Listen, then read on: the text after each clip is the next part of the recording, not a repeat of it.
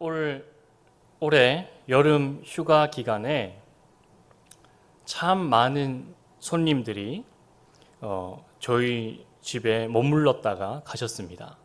전셋집이긴 하지만 참 많은 손님들이 올 여름 휴가 기간에 저희 집에 머물렀다가 가셨습니다.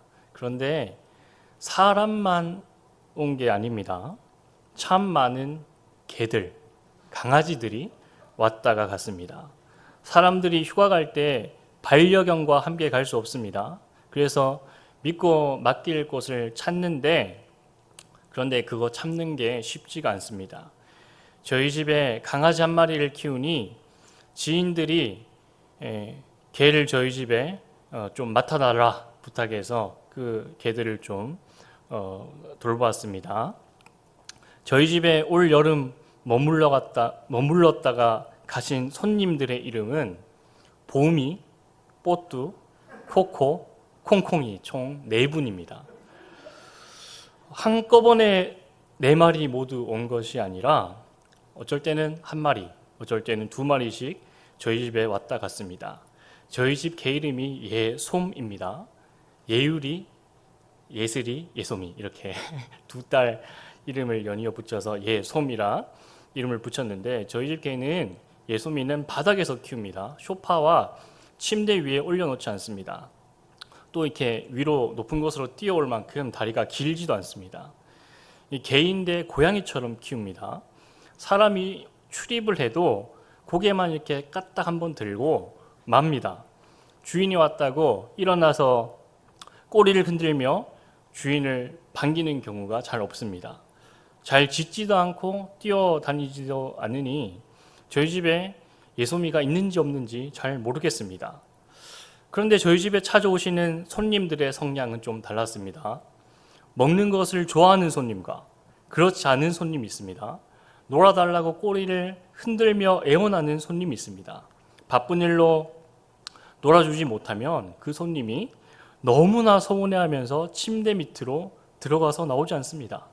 얼굴에 서운한 표정이 그대로 노출이 됩니다. 또 어떤 손님은 만지려고 하면 으르렁거립니다.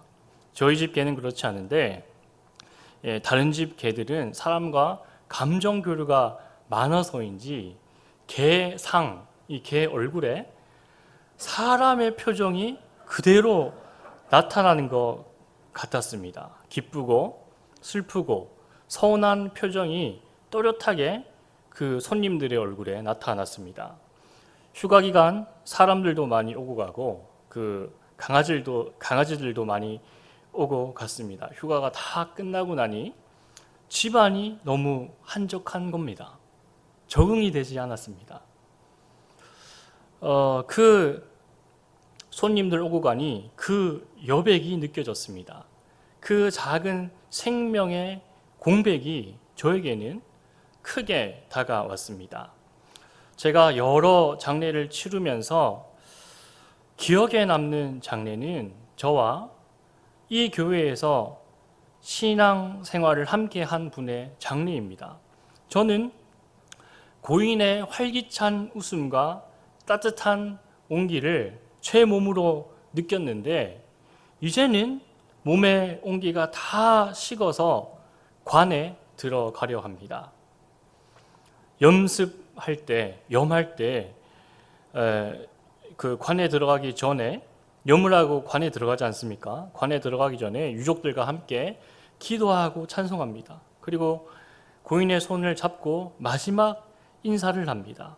제가 눈으로 보고 그분의 음성을 듣고 제가 손으로 만진 분인데 이제는 다시 볼 수 없습니다. 제가 알던 분이니 그분의 생명의 흔적은 더 깊게 제게 남습니다. 생명이 지나간 자리에 여운이 깊습니다. 우리가 읽고 있는 요한 1서를 기록한 사람은 요한복음, 요한계시록을 기록한 제자 요한입니다. 사도 요한입니다. 사도 요한은 예수님의 말씀을 듣고 눈으로 보았으며 손으로 만졌습니다. 예수님의 따뜻한 온기를 누구보다 가까이서 경험한 사람이 제자 요한입니다. 그런데 이 요한 공동체에 예수님이 육체로 오셨다는 것을 부정하는 이단이 등장합니다. 우리가 골로새서에서 읽어보았습니다. 영지주의자들, 이 사람들이 나타납니다. 순결하고 신성한 예수님이 더럽고 결핍 많은 육체를 절대 입었을 리 없다. 이 거짓 교리를 설파합니다. 수백 년 동안 교회를 어지럽게 한 이단입니다. 요한은 요한 1서를 에베소서에서 기록하고 있습니다. 에베소, 우리가 그 전에 읽었던 골로새, 이 비롯한 기독교가 전파된 전 지역에 편만하게 퍼진 이단이 영지주의입니다. 이 영지주의자들은 예수님이 홀로그램처럼 나타났다가 사라진 것이라 주장합니다. 도깨비처럼 왔다가 가신 거기 때문에 예수님이 육신을 입으셨다라는 성육신 신앙을 부정합니다. 그래서 요한 1서 1장 1절에 사도 요한이 100% 예수님이 육신으로 오셨기 때문에 내가 들었고 보았고 만졌다라고 기록하고 있습니다. 눈에 보이지 않는, 손에 잡히지 않는 신비로운 무언가가 왔다 간 것이 아니라 육체의 생명으로 오신 예수님과 내가 먹고 마시며 웃고 울었다. 예수님의 따뜻한 온기를 느끼며 사귐을 가졌다라는 사실을 사도 요한이 전파하고 있습니다. 예수님께서 부활 승천하시고 난 뒤 제자 요한에게는 예수님의 생명의 흔적이 깊게 남아 있습니다. 이것을 부정할 수가 없습니다. 이단들의 특징이 있습니다. 처음에는 친절하게 따뜻하게 다가옵니다. 그러나 후에는 착취하고 억압하고 빼앗습니다. 사귐이 없습니다. 교주한 사람을 신처럼 받들지만 사귐의 대상은 아닙니다. 신천지에서 장애인을 새신자로 등록하는 것 거부하는 것 알고 계십니까? 신천지에서는 노인을 새신자 등록시키지 않습니다. 젊은 청년들만 대상으로 하여 포교 활동을 합니다. 제가 아는 목사님 아들이 대학 동아리 활동을 하면서 신천지에 깊이 빠졌다가 지금은 나왔습니다. 지금은 반신천지 강연을 하러 전국을 다닙니다. 그 청년이 신천지에서 활동한 과거에 꽤 높은 직급까지 올라갔습니다. 새벽에 일어나서 김밥 한 줄 먹고 온종일 전도하고 이단의 교리를 배우고 또 가르칩니다. 신천지에 빠졌을 때 그 당시 비전, 꿈이 무엇이었는지 나누어 주었습니다. 그 당시 꿈이 스페인의 왕이 되는 것입니다. 내가 전도 많이 하고 실적을 많이 올리면 신천지에서 너 스페인의 왕이 될 수 있어 라고 가스라이팅을 이렇게 한 것 같습니다. 그곳에서 더 많이 포교 활동을 해야 상을 받고 승진을 하는 경쟁이 있었습니다. 이 신천지 조직 구조가요, 이 다단계와 비슷합니다. 포교 활동, 그 실적이 좋아야 계급이 올라갑니다. 이 영지주의자들이 설계한 하늘도 계급 사회입니다. 계급 구조입니다. 철저히 하늘에 계급 구조가 있습니다. 사람이 결코 신과 사귐을 가질 수가 없습니다. 더럽고 추악한 육신을 입은 인간이 순수하며 거룩한 신을 볼 수도 없고 들을 수도 없고 만질 수도 없습니다. 이것을 반박하기 위해 사도 요한은 붓을 들어서 요한일서를 기록합니다. 요한복음과 요한일서, 사도 요한의 글의 특징이 있습니다. 마태, 마가, 누가 복음과 차이가 있습니다.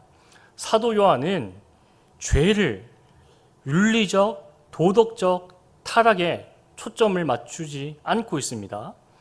요한의 글에서 죄는 관계의 파괴입니다. 사귐이 없는 것을 죄로 여깁니다. 요한복음 14장 18절 이하의 말씀입니다. 내가 너희를 고아와 같이 버려두지 아니하고 너희에게로 오리라. 그날에 내가 아버지 안에 너희가 내 안에 내가 너희 안에 있는 것을 너희가 알리라. 요한일서 1장 7절입니다. 우리가 서로 사귐이 있고 그 아들 예수의 피가 우리를 모든 죄에서 깨끗하게 하실 것이요. 죄 사함을 받고 구원을 받는 중요한 조건이 사귐입니다. 여러분, 요한복음 3장 16절을 암송하십니까? 예전에 교회학교 다닐 때 식사요절로 많이 이거 외웠죠? 네. 하나님이 세상을 이처럼 사랑하사 독생자를 주셨으니 이는 그를 믿는 자마다 멸망하지 않고 영생을 얻게 하려 하심이라. 우리가 요한복음 3장 16절을 잘 알고 있습니다. 그렇다면 이 한 달 동안 읽을 우리 요한일서 3장 16절 무엇일까요? 제가 읽어드리겠습니다. 중요한 것 같습니다. 네, 요한복음 3장 16절만큼 요한일서 3장 16절도 중요한 것 같습니다. 제가 봉독합니다. 그가 우리를 위하여 목숨을 버리셨으니 우리가 이로써 사랑을 알고 우리도 형제들을 위하여 목숨을 버리는 것이 마땅하니라. 15절 위로 올라갑니다. 그 형제를 미워하는 자마다 살인하는 자니 살인하는 자마다 영생이 그 속에 거하지 아니하는 것을 너희가 아는 바라. 한 절 더 올라가겠습니다. 14절. 우리는 형제를 사랑함으로 사망에서 옮겨 생명으로 들어간 줄을 알거니와 사랑하지 아니하는 자는 사망에 머물러 있느니라. 아멘. 사망에서 생명으로 어떻게 들어간다라고 요한이 말하고 있습니까? 형제를 사랑함으로 사귐으로 구원을 받을 수 있습니다. 요한복음 요한 1서에서 죄는 사귐이 없다는 뜻입니다. 하나님과 사귐이 없다는 것이 죄입니다. 형제와 사귐이 없다는 것이 죄입니다. 관계 파괴, 이것이 죄 짓는 것이며 곧 지옥에서 살아가는 것이라 설명하고 있습니다. 그렇다면 관계의 회복에 구원의 길이 있다는 것입니다. 치유상담대학원 대학교 총장이신 정태기 목사님은 예수님을 전하며 사귐의 회복, 관계의 회복을 위해 평생 사역을 하신 분입니다. 이 정태기 목사님은 CCC 김준곤 목사님과 이 중마고우입니다. 연세가 많으신 원로격 목사님이십니다. 이분에게 수천 번의 관계 회복 사례가 있습니다. 이 CGN TV 나침판 강연의 일부 내용을 제가 전해드리겠습니다. 이 정태기 목사님께서 치유 사역을 하시다가 한 번은 마음의 상처가 한이 되어서 맹인이 된 젊은 여자를 만났습니다. 상처가 깊어서 시력을 잃어버렸습니다. 엄마 아빠한테 한이 맺힌 여자입니다. 정태기 목사님이 성령과 사귐이 있는 기회를 제공합니다. 말씀과 사랑, 기도, 찬양의 자리로 그 처녀를 안내했습니다. 그 처녀가 통곡을 합니다. 보통 아빠, 엄마 하며 우는데 그 맹인 처녀가 아빠 미워, 엄마 미워 하며 통곡하며 웁니다. 1시간을 울고 2시간을 울다가 기도가 바뀝니다. 아빠 미워 이렇게 기도하다가 2시간 뒤에는 불쌍한 우리 아빠, 불쌍한 우리 아빠 기도가 바뀝니다. 기도 중에 아빠가 자신보다 더 많은 상처를 지녔다는 것 알게 됩니다. 6년 동안 맹인으로 살았습니다. 6년 동안 앞을 보지 못했습니다. 일본, 한국 안과에서 다 치료할 수 없다 했습니다. 그런데 기도 중에 마음의 상처가 치유되면서 그 처녀가 눈을 떠버립니다. 관계의 회복, 사귐의 회복이 그 처녀가 눈을 뜨고 살 수 있도록 안내했습니다. 또 한 사례입니다. 나이 50이 넘은 중년의 남성이 이 정 목사님을 찾아옵니다. 그 중년의 남성, 직장에서 관계에 어려움을 겪습니다. 사회생활을 잘 못합니다. 그 중년 남성에게 어릴 적 한 가지 문제가 있었습니다. 8살 때, 아주 어릴 때죠. 8살 때 초등학교 1학년쯤 되는 나이에 아버지에게 죽도록 매를 맞았습니다. 8살 아이가 정신을 잃을 정도로 매를 맞았습니다. 아버지는 아이가 의식이 없다는 사실을 잊어버리고 몽둥이로 계속해서 때립니다. 끝내 어머니가 말렸습니다. 아내가 남편을 밀쳐내버립니다. 8살 아이 등이 새파랗게 부어버렸습니다. 그 사건 이후로 8살 아이가 달라졌습니다. 이상하게 변합니다. 그 아이는요, 노래를 잘하고 춤을 잘 추기로 유명했습니다. 신동이었다라는 말을 들었습니다. 8살 아이가 어른들을 웃겼다, 울렸다 했습니다. 탁월한 예능감을 가진 아이였습니다. 군수며 경찰서장까지 그 춤신동의 춤을 보러 왔습니다. 그런데 아버지에게 매를 맞고 난 뒤에 춤을 잃어버립니다. 노래를 잃어버립니다. 웃음을 잃어버립니다. 몇 살까지요? 50살까지, 50까지 잃어버립니다. 50까지, 50까지 대인관계가 안 됩니다. 직장생활이 안 됩니다.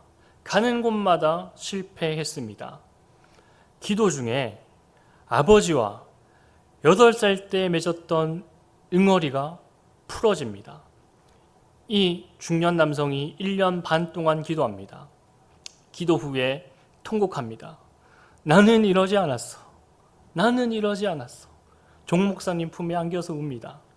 그리고 회복이 된 뒤에, 기도와 찬송 중에 회복이 된 뒤에 50이 넘어서 다시 춤을 춥니다. 1000명이 넘는 사람들 앞에서 춤을 춥니다. 1000명이 넘는 사람들과 함께 춤으로 잔치를 벌입니다. 8살에 잃어버린 자신을 50이 되어 다시 찾았습니다. 그리고 아버지에게 찾아갑니다. 아들은 50, 아버지는 81살입니다. 아버지에게 무릎 꿇고 이렇게 말합니다. 아버지, 한 번만, 지금이라도 저를 사랑한다고 이야기해 주세요. 저도 아버지 사랑하고 싶습니다. 기도 후에 아버지에게 말할 자신이 생겼습니다. 아버지가 아들을 끌어잡고 말합니다. 아들아, 너는 내 맘 몰라. 아들아, 너는 내 맘 몰라.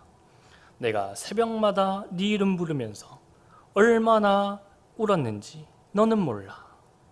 그때 아들은 아버지가 그렇게 아들의 이름을 눈물로 부르며 기도했다는 사실을 처음 알았습니다. 하나님과의 사귐이 회복이 되니 친아버지와의 사귐이 회복됩니다. 저는 요즘 거의 매일 헬스장에 가서 1시간씩 운동을 합니다. 헬스장에 가지 못할 때는 이 팔굽혀펴기를 집에서 100개를 합니다. 어제는 200개를 했습니다. 아령 5kg를 양손에 들고 200개씩 이렇게 합니다. 헬스장에 못 갈 때 그렇게 합니다. 여러 이유에서 제가 운동을 합니다. 사역 지치지 않게 하려고. 그런 이유도 있지만 여러 동기부여 중에 하나가 바로 제 어머니처럼 되기 싫어서 운동을 합니다. 개인적인 제 이야기를 해서 죄송합니다. 제 어머니께서는 40대 중반, 40대 후반쯤에 자궁암 수술과 항암 치료를 받으셨습니다.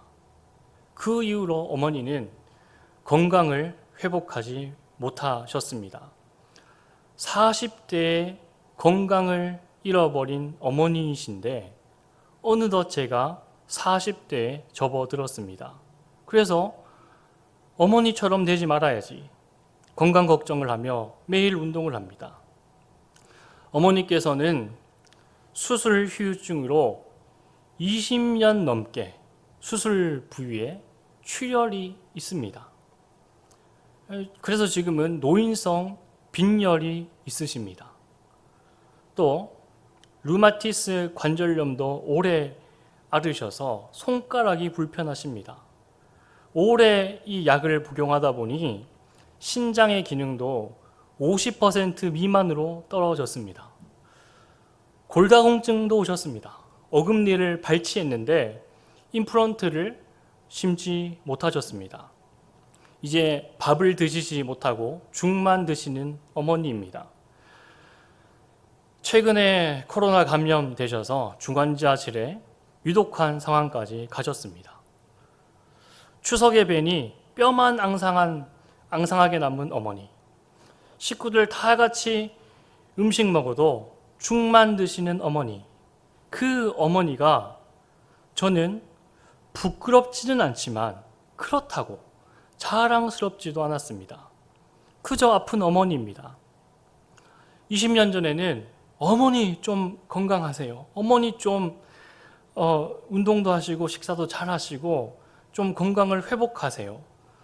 좀 화를 냈지만 이제는 그렇게 화를 낼 수도 없는 어머니, 멀리 있어서 잘 돌봐드릴 수도 없는 그런 어머니가 되었습니다. 추석에 음식을 많이 할 수 없으니 이 전 부칠 것만 준비해 놓고 거동이 불편하신 어머니를 집에 어머니를 집에 두고 홀로 두고 어머니를 제외한 모든 가족이 시장을 보고 왔습니다. 먹을거리를 차에 한가득 싣고 집으로 돌아왔는데 어머니가 아픈 손가락으로 가스불을 올려놓고 기름을 둘러 전을 부치고 계셨습니다. 어머니 당신은 한 점도 드시지 못하는 음식인데 자랑스러운 아들 목사 왔다고 손수 전을 부치셨습니다. 어디에 내놓아도 자랑스러운 아들 목사 대접한다고 당신이 드시지 못하는 전을 부치고 계셨습니다. 나는 어머니를 자랑스러워 한 적이 없는데 어머니는 나를 이렇게 자랑스러워 하셨구나 라는 생각이 들면서 이런 상상을 해보았습니다. 나는 아버지 하나님을 크게 자랑스러워 한 적이 있었나 싶은데 우리 예수님은 아이고 우리 아들, 아이고 우리 딸 고생 많았다.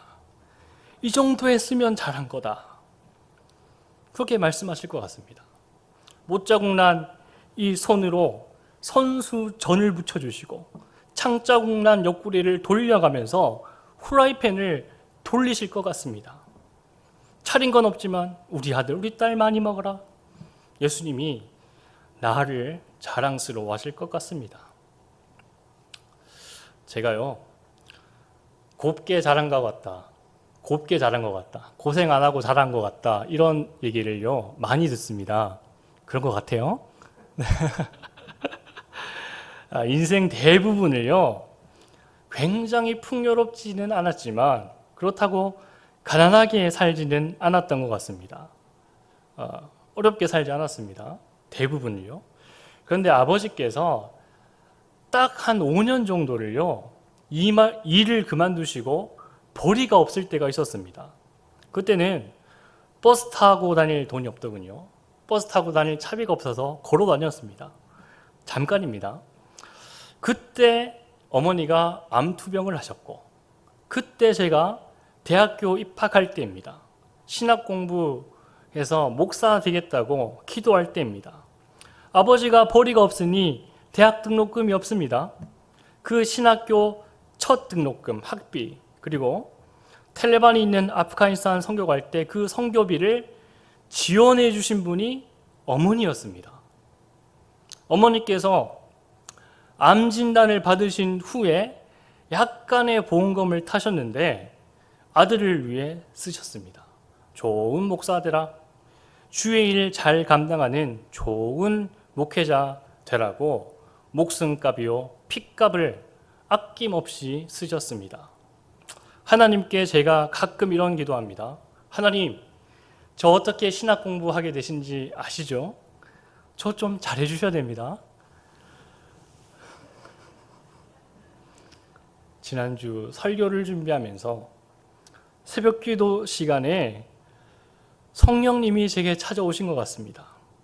제가 1년에 한두 번 어머니께 연락합니다. 근데 그날은 왠지 어머니께 연락을 드리고 싶어서 새벽 기도를 드리다가 어머니에게 메시지를 보냈습니다. 엄마, 아프지 말고 오래오래 건강하세요. 기도할게요. 엄마가 대답했습니다. 고마워, 기도해줘서. 나도 기도할게. 또 한참 있다가 어머니께 답장이 왔습니다. 목사 아들 있어서 행복해. 그리고 한참 있다가 제가 또 답을 보냈습니다. 나도 엄마 아들이라서 행복해. 말씀 보며 기도하며 보내드린 문자입니다. 제가 어머니께 처음 보내드린 문자, 처음 어머니께 해본 말, 엄마 아들이라서 행복해. 제가 술 먹다가 보낸 문자가 아닙니다. 감옥 가기 전에 보낸 문자가 아닙니다. 기도하다가 말씀 보다가 성령의 감동이 돼서 처음 어머니에게 보낸 문자입니다. 엄마 아들이라서 행복해. 제가 손님으로 받은 강아지, 한 줌 흙으로 돌려 보내드린 성도님, 그리고 제 어머니, 생명의 흔적에는 여운이 깊은 법입니다. 하물며 사도 요한은 예수님의 따뜻한 체온을 느껴본 사람입니다. 그리고 그분이 나를 위해 십자가에 올라가셨습니다.